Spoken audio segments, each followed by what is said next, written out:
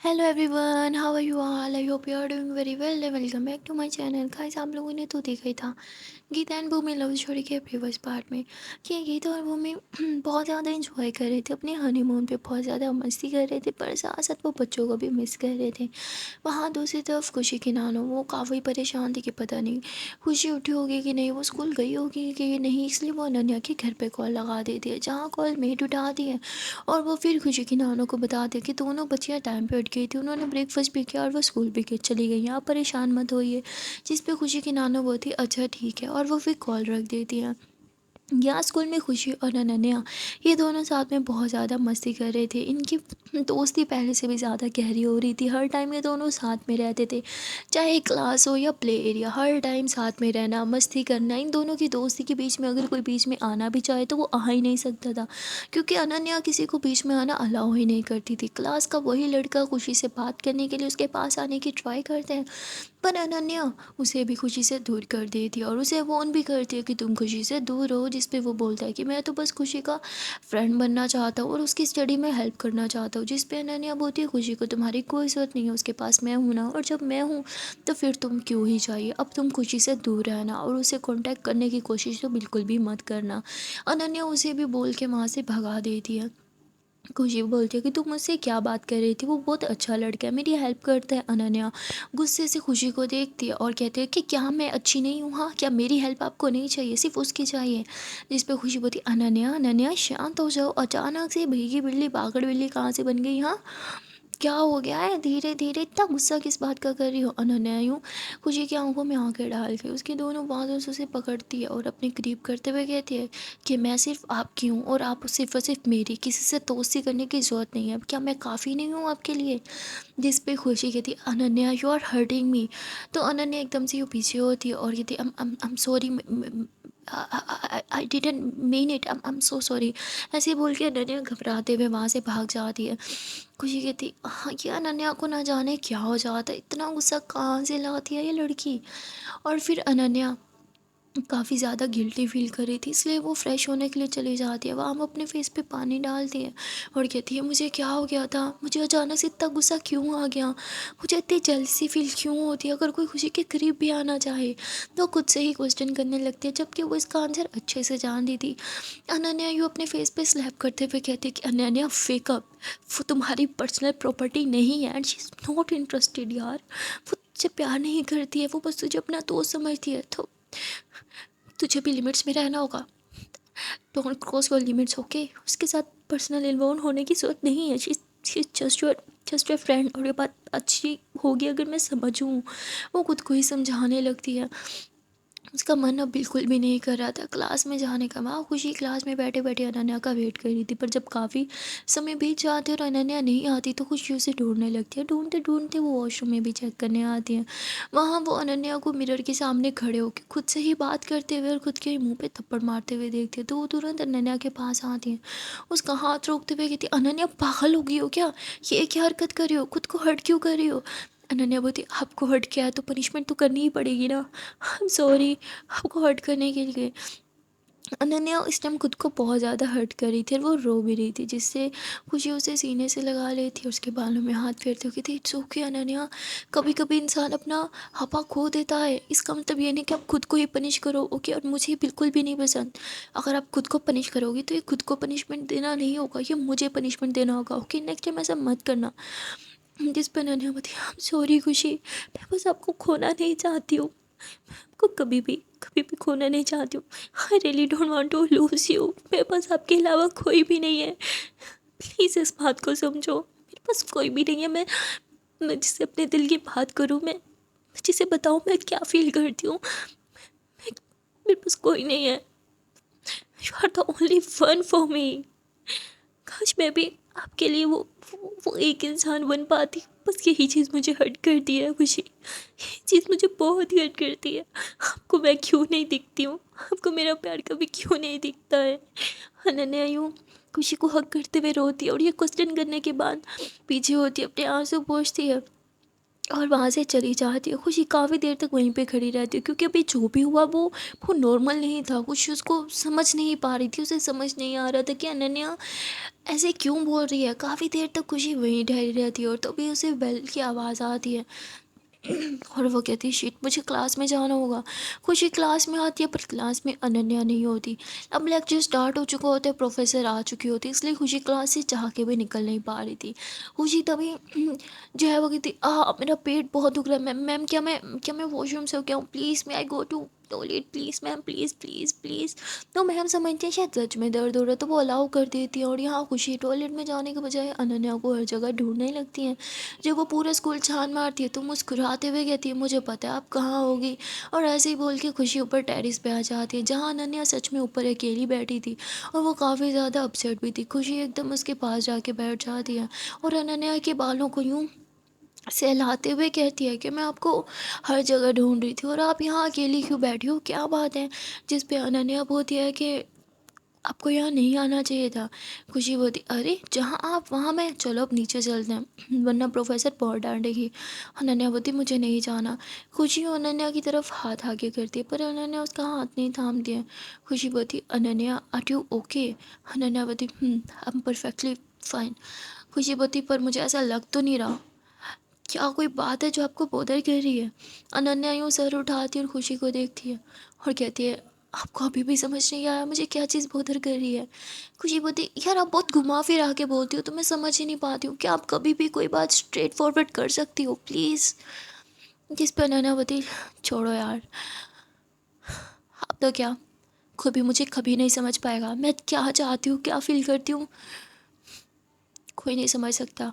अनन्या ऐसे बोल के उड़ती है और नीचे जाने लगती है। तभी खुशी उसे पीछे से हक करती है और कहती है मैं समझना चाहती हूँ पर मैं नहीं समझ पाती, आप मुझे कभी सीधी बात क्यों नहीं बोलती हो, सीधे लफ्ज़ों में प्यार करना चीज़ों को क्या इतना मुश्किल होता है।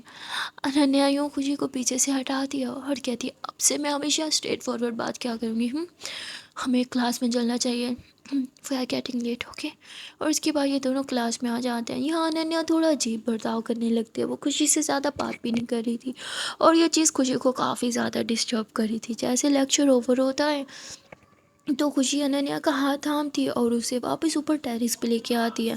अनन्या बोलती है अब हम यहाँ क्या करने आए हैं, जिस पे खुशी बोलती है कि मुझे आपसे सीधी सीधी कुछ बातें करनी है। अनन्या बोलती ठीक है करो। खुशी बोलती देखो आपको मुझे सीधा सीधा सब कुछ बोलना होगा, आप क्या फील करती हो आपको मुझे बताना होगा और प्लीज़ हाँ ये जलेबी की तरह गोल गोल बातें मत करना वरना मैं समझ ही नहीं पाऊँगी। अनन्या बोलती है कि जैसे मैं आपको समझ जाती हूँ बिना बताए, आपकी हर बात जान जाती हूँ, तो आप मुझे कभी समझ क्यों नहीं पाती हो। खुशी बोलती अब आप चाहती हो मैं खुद से चीज़ें समझूं।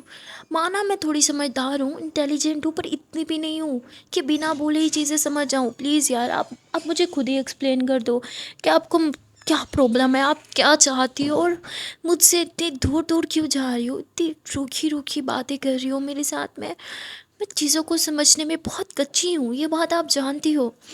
अनन्या मुस्कुराते हुए खुशी के चीक्स को छूती है और कहती है जानती हूँ खुशी, by the way I am fine okay, ऐसा कुछ नहीं है मैं तो बस मजाक कर रही थी। खुशी बोलती हाँ। अनन्या हंसने लगती है ज़ोरों से और कहती अरे यार मैं प्रैंक कर रही थी, हाँ बिना कुछ भी मेरा प्रैंक भी नहीं समझ पाई, चलो अब चलते हैं। खुशी बोलती क्या सच में ये सब कुछ प्रैंक था आपका, वो सैड होना मुझसे वो इतनी इमोशनल बातें करना जिन्हें मैं समझ भी नहीं पाई। अनन्या बोलती हाँ स्टूपिड, वो सिर्फ एक प्लान था मेरा, एक प्रैंक था, चलो अब चलते हैं। और फिर अनन्या मुस्कुराते हुए खुशी का हाथ थामती और ये लोग ऐसे भागते हुए नीचे की तरफ आ जाते हैं। जब नीचे आते तो थक जाते, दोनों टमी पकड़ के ज़ोरों से हंस भी रहे थे और हाँफ भी रहे थे। तभी खुशी अनन्या की तरफ देखती है। अनन्या मुस्कुरा तो रही थी पर ये उसकी रियल हंसी नहीं थी, क्योंकि अब इतने टाइम में खुशी उसकी रियल हंसी तो पहचान ही चुकी थी। अनन्या खुशी को कहती क्या हुआ मुझे ऐसे क्यों देखे हो, कोई प्यार व्यार तो नहीं हो गया मुझसे। खुशी हंसते हुए कहती है कि हाँ प्यार तो है मुझे पर आपकी रियल स्माइल से, इस फेक वाली से नहीं। अनन्या बोती अरे यार यही तो मेरी रियल स्माइल है। खुशी बोती कम ऑन यार, मैं आपको बहुत टाइम से जानती हूँ, आप क्या फ़ील करती हो वो मैं नहीं समझ पाती पर ये तो समझ पाती हूँ कि आपकी रियल और फेक हंसी में क्या अंतर है। चलो अब क्लास में चलते हैं। और ऐसे बोलते हुए ये लोग क्लास में आ जाते हैं, जहाँ ये लोग स्टडी करने लगते हैं और अनन्या नज़र चुराते हुए खुशी को देखने लगती हैं। और वहाँ दूसरी तरफ खुशी भी अनन्या को देख लेती है। वो कहती क्या हुआ अनन्या, मुझे ऐसे क्यों घूर रही हो? जिस पर अनन्या बोलती अरे नहीं नहीं, मैं कहाँ घूर रही हूँ, चलो आगे देख के पढ़ाई करो अब। और फिर ये दोनों ही स्टडी करने लगते हैं। देखते ही देखते इनका स्कूल छूट जाता है और अनन्या को लेने उसका ड्राइवर आया होता है, जिस पे खुशी होती है अब लगता है मुझे मेरे घर चले जाना चाहिए। नानू से बस रात की परमिशन ली थी, अभी भी घर नहीं गई तो नानू बहुत गुस्सा करेंगी। जिस पे नैना बोलती कोई बात नहीं ना, मैं आपकी नानू को मना लूँगी, वैसे भी आपको रोज़ रोज़ मौका थोड़ी मिलेगा मेरे साथ मेरे घर में रहने का, प्लीज़ मान जाओ ना खुशी, प्लीज़ मेरे साथ घर पे चलो ना। जिस पे खुशी होती मन तो कर रहा है पर नानू नैना बोलती प्लीज़ ना, मैं आपकी नानू को मना लूँगी, प्लीज़ प्लीज़ प्लीज़ प्लीज़ चलो ना, पक्का पक्का पक्का, नानू गुस्सा नहीं होंगी, प्लीज़ चलो ना। तो खुशी बोलती अच्छा अच्छा ठीक है चलते हैं। और फिर ये दोनों अनन्या की ही गाड़ी में बैठ जाते हैं। जैसे ये दोनों घर आते हैं तो वहाँ अनन्या की मेड बताती है कि खुशी की नानों की कॉल आई थी और वो ये भी बोल रही थी कि जब ये घर आए इन्हें बोलना मुझे कॉल करे। खुशी बोलती अरे नानू पक्का मुझे घर आने का बोलेंगी। तो सुनते ही अनन्या का मन बैठ जाता है, कहती एक काम करते हैं ना खुशी, पहले फ्रेश हो जाते हैं, चेंज कर लेते हैं, फिर नानू को कॉल करेंगे। खुशी बोलती ठीक है। और फिर अनन्या खुशी को ऊपर रूम में लेके जाते हैं। जब ये लोग चेंज कर लेते हैं तो इससे पहले खुशी बोले कि मुझे नानू से बात करनी है। अनन्या बोलती है चलो ना लंच कर लेते हैं, मुझे बहुत ज़ोर से भूख लगी है। जिस पे खुशी भी कह देती है चलो ठीक है। और फिर दोनों नीचे आ जाते हैं लंच करने के लिए। अब लंच जैसे ही ख़त्म होता है खुशी बोलने वाली थी कि ना मैं नानों को बात करनी है, मोबाइल दो, इतने में ही अनन्या बोल देती है कि खुशी खुशी खुशी सुनो सुनो सुनो, एक काम करते हैं हम लोग ना आज एक घर पे छोटी सी पार्टी रख लेते हैं। खुशी बोलती पार्टी मतलब? अनन्या बोलती सब अपने घर पार्टी रखते हैं ना, मैंने तो आज तक नहीं रखी, मेरी तो बर्थडे पार्टी भी आपके घर थी याद है, तो अब मैं सोच रही हूँ मैं मेरे घर में ना एक पार्टी रखूँ जिसमें हम सबको बुलाएं। खुशी बोलती पर हमारे तो ज़्यादा फ्रेंड्स नहीं है। अनन्या बोलती पर क्लासमेट्स तो है ना, सिर्फ क्लासमेट्स को बुलाएंगे, बहुत मस्ती करेंगे। खुशी बोलती अगर ये बात आपकी मम्मा को पता चल गई तो वो बहुत गुस्सा करेंगे। अनन्या बोलती मम्मा तो है नहीं ना, प्लीज़ यार मान जाओ ना। खुशीपति पर मुझे भी तो घर जाना है, अभी नानों से बात करनी है, वो परमिशन देंगे तो फिर देखते हैं। नैनावती मैं उनसे बात कर लूँगी ना, प्लीज़ आप मान जाओ। खुशीपति अच्छा ठीक है, पहले बताओ मेरा मोबाइल कहाँ रखा है, मुझे मिल ही नहीं रहा। अनन्या बोलती वो रूम में रखा है, रुको मैं लेके आती हूँ। अनन्या खुशी का मोबाइल लेके आती है और मन ही मन प्रे करने लगती है कि please please please please Kanha ji खुशी की नानो मान जाए यहाँ स्टे करने के लिए प्लीज़। ऐसे प्रे करते हुए आती है और मोबाइल दे देती है। खुशी तुरंत अपनी नानों को कॉल लगाती है। उसकी नाना कहती आ गई मेरी याद, हाँ घर तो आप कब की पहुँच गई होगी, मुझे अब कॉल करने का टाइम मिला। खुशी बोलती सॉरी नाना, वो बहुत भूख लगी हुई थी तो हम लंच कर रहे थे। जिस पे उसकी नानो बोती क्या अब मैं लेने आऊँ? जिस पे खुशी बोती नानो वो अनन्या के घर में ना आज एक छोटी पार्टी है, सब आ रहे हैं, अगर मैं नहीं होंगी तो अच्छा नहीं लगता ना नानो, प्लीज़ क्या मैं आज रात भी यहाँ स्टे कर जाऊँ? जिस पर उसकी नानो कहती एक तो तुम्हारी गीता मम्मा भूमि मम्मा पहले ही मुझे छोड़ के चली गई हैं, सारा दिन मैं और तुम्हारा नानू अकेले होते हैं, ऊपर से अब तुम भी। ठीक है हमारी तो किसी को पड़ी नहीं, रहो तुम वहाँ पे खुश रहो, मस्ती करो, पार्टी करो, जो करना है करो। ऐसे गुस्से में कॉल काट कर देती हैं। और खुशी बोती अनन्या आई एम सॉरी नानो, बहुत बहुत ज़्यादा गुस्सा कर रही है, मुझे घर जाना होगा, कोई बात नहीं मैं फिर कभी आ जाऊँगी। ये सुनते बेचारी अनन्या का तो मुँह ही लटक जाता है। वो कहती और फिर पार्टी का क्या होगा? खुशी बोती किसी और दिन रख लेंगे ना प्लीज़, अभी मुझे घर जाना होगा। और फिर अनन्या बोती खुशी पर मेरी बात तो सुनो। खुशी बोती प्लीज़ अनन्या, नाना ने मुझे एक रात स्टे करने दिया ना, अब इतना भी उनके पेशेंट्स का हमें टेस्ट नहीं लेना चाहिए। खुशी ऐसे ही बोल के अनन्या को बोती अब अपने ड्राइवर को बोलो मुझे छोड़ के, अगर नानो मुझे यहाँ लेने आएंगी ना तो बहुत बातें सुनाएंगी। अनन्या बोती ठीक है। अनन्या खुशी का हाथ पकड़ लेती है। खुशी बोती है क्या हुआ? अनन्या बोती अपना ख्याल रखना, ध्यान से जाना ओके। जिस पे खुशी बोती अरे डोंट वरी, मुझे क्या ही होगा, मुझे कुछ नहीं हो सकता, अब चलो अपने ड्राइवर को बोलो मुझे छोड़ के आए। अनन्या बोती ठीक है। और फिर दोनों हाथों में हाथ थामे बाहर आते हैं, जहाँ अनन्या अपने ड्राइवर अंकल को बुलाती है और उन्हें बोलती है कि अंकल आप खुशी को ना उसके घर ड्रॉप कराओ। जिस पे वो कहते हैं ठीक है बेटा। वो खुशी को बैठने का बोलते हैं। खुशी कार में बैठ जाती है पर अनन्या वो दरवाजे पे ही खड़ी रहती है और खुशी को जाते हुए देखती है। खुशी उसे बाय भी करती है पर अनन्या बगैर बाय किए ही ऊपर रूम में भाग जाते हैं, क्योंकि वो बहुत ज़्यादा अपसेट हो गई थी। यहाँ खुशी भी जानती थी कि अनन्या उसके जाने से बिल्कुल खुश नहीं है, पर खुशी अपनी नानू को भी अपसेट नहीं कर सकती थी, इसलिए खुशी घर आ जाती है। जब वो घर आती है उसकी नानू और नानू बहुत ज़्यादा खुश हो जाते हैं दोनों, और उसके दादाजी भी घर आ जाते हैं, वो भी बहुत खुश हो जाते हैं। साथ में मिलकर लोग बहुत ज़्यादा मस्ती करते हैं। वहाँ अनन्या अब घर में अकेली पड़ गई थी। उसने सोचा था कि उसके पेरेंट्स घर पे नहीं है, वो बहुत मस्ती करेगी, धमाल करेगी, पर इससे उल्टा ही जा रहा था। जब तक खुशी थी तब तक तो सब ठीक था, बगैर खुशी के अनन्या को कुछ भी अच्छा नहीं लग रहा था। तभी एक मेड अनन्या को बोलती है कि आपकी सिर्फ एक ही फ्रेंड क्यों है, सिर्फ खुशी क्यों है, क्यों ना आप कोई और फ्रेंड बना लो। अब खुशी को भी तो अपने घर वालों को टाइम देना, अगर यहाँ आपकी कोई और फ्रेंड होती तो अब वो आती आपका मूड ठीक करने के लिए। जिस पे अनन्या बोलती है, नहीं मेरे लिए खुशी काफ़ी है, मुझे किसी और फ्रेंड की ज़रूरत नहीं है, वो हमेशा मेरे साथ खड़ी रही है मुझे जब जब उसकी नीड हुई है। जिस पे मेड बोलती है, नीड तो आपको अभी भी किसी खास दोस्त की है, अभी देखो आपके पास कोई भी नहीं है, आप अकेली हो। अनन्या बोलती है, फिर भी मुझे कोई फ्रेंड नहीं बनाना। अनन्या यहाँ पे मेड को फ्रेंड बनाने का मना बोलती है और अपने रूम में चली जाती है। वो जब रूम में आती है तो तभी उसकी नज़र बाहर गार्डन पे जाती है जहाँ से काफ़ी शोर आ रहा था। वो विंडो से देखती है, वहाँ पे एक यंग लड़की जो तकरीबन ऐसे अनन्या की ही एज की होगी, हाथों में कुछ लिए अंदर आने की कोशिश कर रही थी, पर सिक्योरिटी गार्ड्स उसे अंदर नहीं आने दे रहे थे। मतलब गार्डन तक तो वो आ गई थी, पर उससे अंदर घर के अंदर नहीं आने दे रहे थे। यहाँ अनन्या नीचे आती है और कहती है, हेलो कौन हो तुम, और मेरे घर में आने की इतनी ज़िद क्यों कर रही हो। जिस पर बोलती है, हाय मैं आपकी न्यू नेबर हूँ, मैं यहीं पे रहने के लिए आई हूँ, और ये देखो कितने बदतमीज़ गार्ड है, मुझे अंदर ही नहीं आने दे रहे। अनन्या बोलती, वो बदतमीज़ नहीं है, वो बस अपनी ड्यूटी कर रहे हैं। आप ऐसे यहाँ क्या करने आई हो। और फिर अनन्या देखते उसके हाथ में कुछ है, तो वो कहती है कि अरे वो मैं ये केक बनाया था अपने हाथ से, तो सोचा कि आपको दे दूँ, और वैसे भी मम्मा बोलती हैं जहाँ भी जाओ वहाँ पे न्यू फ्रेंड्स जल्दी बना लेने चाहिए। अब मैं यहाँ अभी अभी आई हूँ, मेरे पास कोई फ्रेंड नहीं है, तो सोचा आपसे दोस्ती कर लूँ। वैसे भी इस एरिया में बस एक आप ही यंग लड़की हो मेरी एज की, बाकी तो सब जितने देख लो बड़े ही दिखते हैं, कोई छोटा दिखता ही नहीं है। अगर हैं तो मुझसे काफ़ी छोटे हैं, अब उनसे दोस्ती थोड़ी कर सकती हूँ, इसलिए आपसे दोस्ती करने के लिए आई हूँ। ये लो केक तो पकड़ो। अनन्या को कुछ बोलने का वो लड़की मौका ही नहीं देती है, वो केक पकड़ा देती है और बस चबड़ चबड़ बोलती ही रहती है। अनन्या बोलती है, तुम कितना बोलती हो, तुम्हारा नाम क्या है। जिस वो बोलती है, मेरा नाम रे है। अनन्या बोलती, रे ये कैसा नाम है यार। तो वो बोलती, ओ हेलो देखो मेरे नाम पे ना कुछ बर्दाश्त नहीं कर सकती हूँ, कुछ भी बोलो, बस मेरे नाम के ऊपर कोई कॉम्प्लीमेंट नहीं। जिस पे अनन्या बोलती, ओके रे thank you for the cake, पर मुझे ये नहीं चाहिए, हाँ, और मुझे ना ही दोस्ती चाहिए, मुझे दोस्ती ज़्यादा पसंद नहीं है, मैं किसी से भी फ्रेंडशिप नहीं करती हूँ। जिस पे रे कहती, अरे झूठ तो मत बोलो, मैंने देखा कल तुम एक लड़की के साथ बहुत खुश थी, शॉपिंग पे गए तुम लोग, इतनी मस्ती की। अनन्या बोलती, एक सेकंड, तुम कुछ स्टॉकर हो क्या, हाँ तुम्हें ये सब कैसे पता। कहती, मैंने बोला ना मैं नेबर हूँ, अपनी विंडो से मैं हर चीज़ देखती हूँ, मैं ना ऑब्जर्व करने की आदत है, तब मैंने देखा। यार तुम्हें मुझसे दोस्ती नहीं करनी है, साफ साफ बोलो ना कि मैं तुम्हें पसंद नहीं आया, तुम्हें मुझसे दोस्ती नहीं करनी है, ये क्या कि तुम्हें दोस्त नहीं पसंद, ये वो झूठ तो मत बोलो। अनन्या बोलती, देखो रे तुम्हें जो समझना है समझो, बात इतनी है कि मुझे फ्रेंडशिप नहीं करनी है, फिर चाहे तुम्हें जो भी इस चीज़ को लेना है तुम लो, मुझे कोई मतलब नहीं है।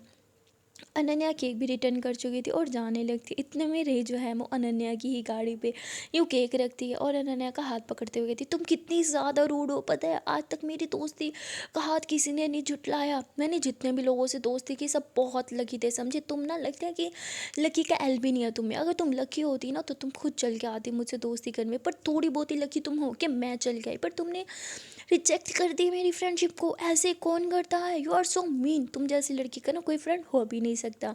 अनन्या बोलती, थैंक यू, अब तो तुम्हें समझ आ गया ना मेरा कोई फ्रेंड नहीं हो सकता, और तुम जैसी महान लड़की तो बिल्कुल नहीं हो सकती हूँ, तो अब तुम जा सकती हो यहाँ पे।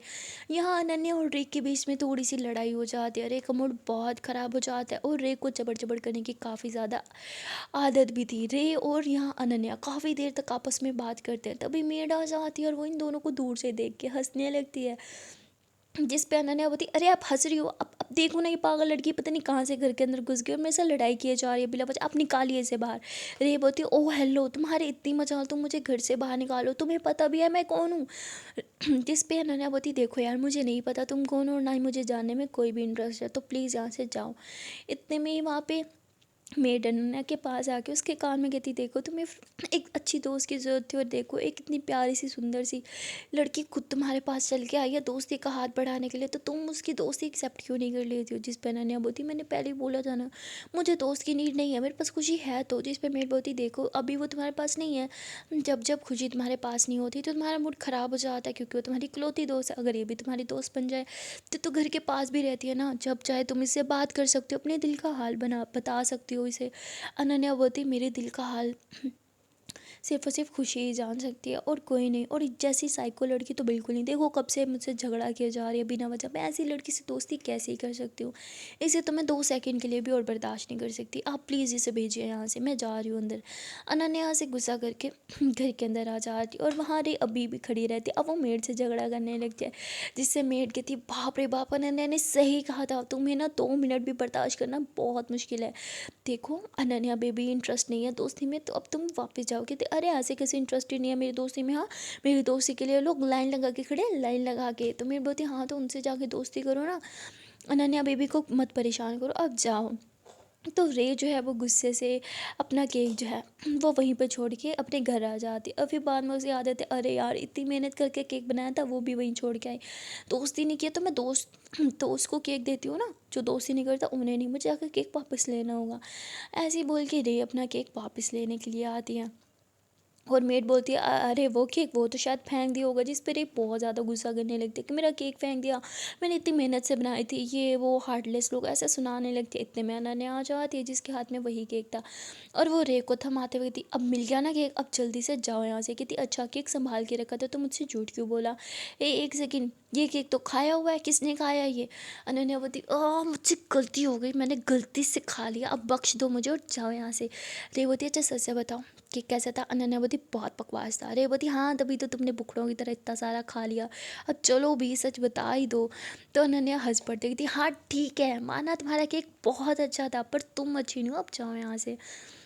रे बोलती देखो अब तुमने मेरा केक खाया तब तो तुम्हें फ्रेंडशिप एक्सेप्ट करनी ही पड़ेगी। अनन्या बोलती नहीं मुझे नहीं करनी तुम्हारी फ्रेंडशिप एक्सेप्ट। जिस पे रे बोलती तो ठीक है फिर तुमने मेरा केक क्यों खाया? नाना बोलती मुझे बहुत भूख लगी थी और बस गलती से खा लिया, सॉरी, और कितनी दफ़ा बोलूँ? जिस पे रे बोलती अच्छा सुनो, अब तुमने मेरा केक खाया तो मुझे भी तुम्हारे हाथ का कुछ बना हुआ खाना है। अनन्या बोलती आई एम सॉरी मुझे कुकिंग नहीं आती। जिस पे मेड बोलती अरे अनन्या बेबी आप झूठ क्यों बोल रही हो, आपको तो बहुत अच्छी कुकिंग आती है। अनन्या यूँ मेड को गुस्से से घूरती है और वो वहीं पे चुप हो जाती है। जिस पे रे बोलती बस अब फाइनल हो गया, अब जब तक मुझे तुम अपने हाथ का बना हुआ कुछ नहीं खिला देती मैं यहीं पे खड़ी रहूँगी। अनन्या बोलती तो ठीक है खड़ी रहो। रे ज़ोर ज़ोर से बोलने लगती है जिससे अनन्या बहुत इरीटेट हो जाती है और में कहती अच्छा ठीक है यार, तुम्हें मेरे हाथ का बना हुआ कुछ खाना है ना, फाइन अब चलो अंदर। अनन्या गुस्से में रे का हाथ थाम दी और उसे सीधा किचन में लेके जाती है। वहीं पर उसके सामने खड़े होके जो है वो ऑमलेट बना देते कि लो अब जल्दी से खाओ और 2 मिनट के अंदर यहाँ से जल्दी बनो। जिस पे टेप होती है अरे मैंने घंटा लगा के मेहनत करके केक बनाया था और तुमने 2 मिनट में ऑमलेट बना के दे दिया, ऐसे नहीं चलेगा, कुछ अच्छा सा बना के दो। मैं बताती हूँ मुझे कुकी खानी है। अनन्या बोलती शक्ल देखिए अपनी, हाँ कुकी खानी है। पता भी है कुकी बनाने में कितनी मेहनत लगती है, मैं नहीं बना रही हूँ तुम्हारे लिए कोई कुकी वुकी। जिस पे रेब होती है तो ठीक है मैं भी यही रहूँगी, मैं जब तक तुम्हारे घर से नहीं जाऊँगी जब तक तुम मुझे कुकी बना के नहीं खिलाओगी। अनन्या बेचारी अपना माथा पीटने लगती है कि क्यों मैंने इसका बना हुआ केक खाया, किस मुसीबत में फंस गई मैं। अनन्या ऐसे बोल के कुकी बनाने लगती है और जब वो कुकी बनाने लगती है तो रे खुद उसकी हेल्प करने लगती है। अनन्या की तरह रे भी कुकिंग में बहुत ज़्यादा अच्छी थी और यहाँ इन लोगों की जो रेसिपी थी वो भी काफ़ी ज़्यादा हद तक सिमिलर थी। जिस पे अनन्या की थी तुम भी यही रेसिपी यूज़ करती हो?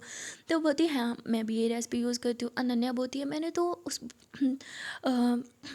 वेबसाइट से रेसिपी पढ़ी थी। वो कहती हाँ मैं भी तो उसी वेबसाइट पे पढ़ती हूँ, पता है मैंने सारी उसी रेसिपी मतलब उसी वेबसाइट से रेसिपीज उठाई हैं, ये केक वाली भी। अनन्या बोलती तभी तो वो केक कितना यम्मी बना हुआ था।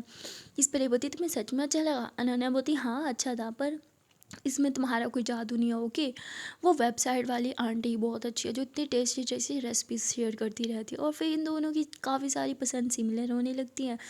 तो ये दोनों आपस में बातें करने लगते हैं। जब ये लोग बातें कर रहे थे तो मेड हंसते हुए थे कि लगता है अनन्या ने बेबी ने दोस्ती कर ही ली। और ऐसे ही बोल के फिर वो अनन्या के रूम में चली जाती है उसके बेडशीट वगैरह सेट करने के लिए, रूम सेट करने के लिए। यहाँ अनन्या और रे के बीच में सच में बच्ची खासी बातचीत होने लगती है। कुकीज़ भी इतनी देर में बन जाती है, दोनों साथ में बैठ के कुकीज़ भी खाते हैं। और फिर अनन्या बोलती है कि तुम इतनी बुरी नहीं हो, बस तुम्हारा बक बक करना मुझे बहुत बुरा लगता है, तुम इतना बोलती क्यों हो? जिस पे रे बोलती है अगर मैं बोलूँगी नहीं तो फिर मैं शांत बैठी रहूँगी, अगर मैं शांत बैठी रहूँगी तो कुछ ना कुछ सोचती रहूँगी तो परेशान होती रहूँगी, और परेशान होती रहूँगी तो रोती रहूँगी तो बीमार होती रहूँगी। उससे अच्छा कि मैं बक बक करती रहूँ। अरे अनन्या बोलती हाँ हाँ ठीक है ठीक है, आ गया समझ, तुम बोलती रहो कि परेशान होगी तो पता नहीं और कितने लोगों को परेशान करते होगी तुम।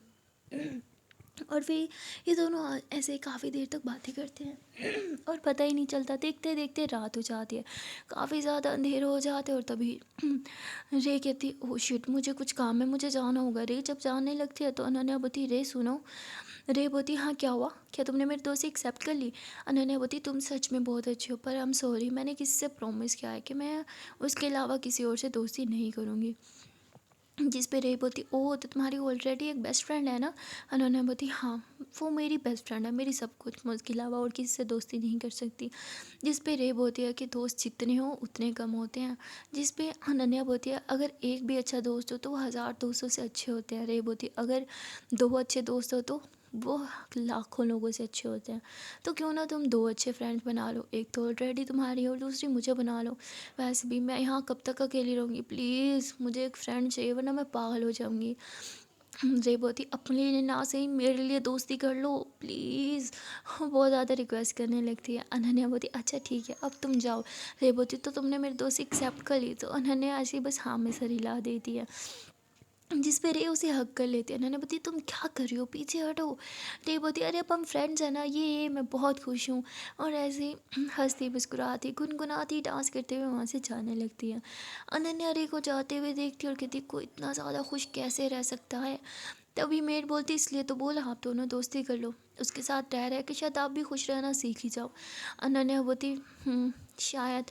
ऐसे बोल के अनन्या रूम में चली जाती है। अब जब वो रूम में जाती है तो वो खुशी के बारे में सोचने लगती है। वो अपना टैब उठाती है, उसे लगा कि खुशी ने कोई ना कोई मैसेज तो उसके लिए ज़रूर ही छोड़ा होगा, पर ऐसा कुछ भी नहीं होता। खुशी की तरफ से अनन्या के लिए कोई एक मैसेज भी नहीं आया था, जिससे अनन्या का मूड काफ़ी ज़्यादा ख़राब हो जाता है। वहाँ दूसरी तरफ खुशी वो अपना सारा टाइम अपना नाना नानू और दादों के साथ बिता रही थी और साथ साथ गीता और भूमि से भी वीडियो कॉल्स पे बात कर रही थी, जिसकी वजह से वो अनन्या को मैसेज भी नहीं कर पाती। यहाँ अनन्या काफ़ी ज़्यादा अपसेट हो जाती है और वो बस बार बार टैब को ही देखती रहती है कि शायद कोई मैसेज आ जाए। तभी एक नोटिफिकेशन आता है और वो खुश होकर मैसेज खोलती है, पर यह मैसेज उसकी मोम का था, जो कहती है कि तुमने टैब पे मैसेज देखा मतलब तुमने टैब उठा लिया, मुझे पता ही था तुम बहुत ज़िद्दी हो, और जब मैं घर आऊँगी फिर देखना तुम्हें इसकी पनिशमेंट ज़रूर मिलेगी। अनन्या ओके का मैसेज करके छोड़ देती है और कहती एक है मेरी मॉम जिन्हें बस मुझे पनिश करना आता है, एटलीस्ट ये तो पूछ लेती कि मैं कैसी हूँ, कहीं मैं उन्हें मिस हाँ मिस, ऐसी मॉम को कौन ही मिस करेगा वैसे। ऐसे बोल के अनन्या बेड पे लेटी थी। वो भी बेड पे लेटी थी कि तभी फिर से बाहर से शोर आने लगता है कुछ, और गार्ड्स की आवाज़ आने लगती है नहीं हम आपको अंदर नहीं जाने दे सकते। जिससे अनन्या कहती अरे यार ये रे फिर आ गई क्या आधी रात को। ऐसे ही वो विंडो के ऊपर से झांकती है, पर इस बार उसे दिखता है कि बाहर गार्ड ने किसी आदमी को रोक रखा है। अनन्या देखने के लिए भागते हुए मेन गेट पर जाती है और जब वो उस आदमी का चेहरा देखती है वो कोई और नहीं बल्कि अनन्या के रियल फादर थे, जिसे देख के अनन्या की आँख में आंसू आ जाते हैं। वो अपने फादर के करीब जाना चाहती थी, लेकिन फिर उसे वो दिन याद आ जाता है कि जब उसके फादर घर छोड़ के जा रहे थे। अनन्या ने उनसे रिक्वेस्ट की थी कि वो उन्हें भी साथ लेके जाए, पर उसके फादर नहीं लेके गए थे। उसे जैसे वो मोमेंट याद आता है उसकी आंखों में आंसू भर आते हैं। वो अपने आंसू को पोंछती है और अंदर जाने लगती है, पर तभी इतने में उसके डैड देख लेते हैं और कहते अनन्या, अनन्या बेटा मुझे अंदर आने दो, अनन्या बेटा मुझे तुमसे इंपॉर्टेंट बात करनी है, मेरी बात सुनो बेटा, मुझे माफ़ कर दो, मुझे मुझसे बहुत बड़ी गलती हो गई, मैं तुम्हें अपने साथ ले जाने आया हूँ, अनन्या मेरे साथ चलो। मैं जानता हूँ तुम्हारी मोम तुम्हारा ढंग से ख्याल नहीं रख रही है, प्लीज़ मेरे साथ चलो। जिस पे अनन्या बोती आपने कौन सा मेरा ख्याल रखा, आप भी तो मुझे छोड़ के चले गए ना मोम की तरह अपनी लाइफ एंजॉय करने के लिए। आप दोनों सेल्फिश है डैड, आप दोनों सेल्फिश हैं। आप दोनों में से किसी ने भी मेरे बारे में नहीं सोचा, सिर्फ अपने बारे में सोचते हैं डैड, आप भी और मॉम भी।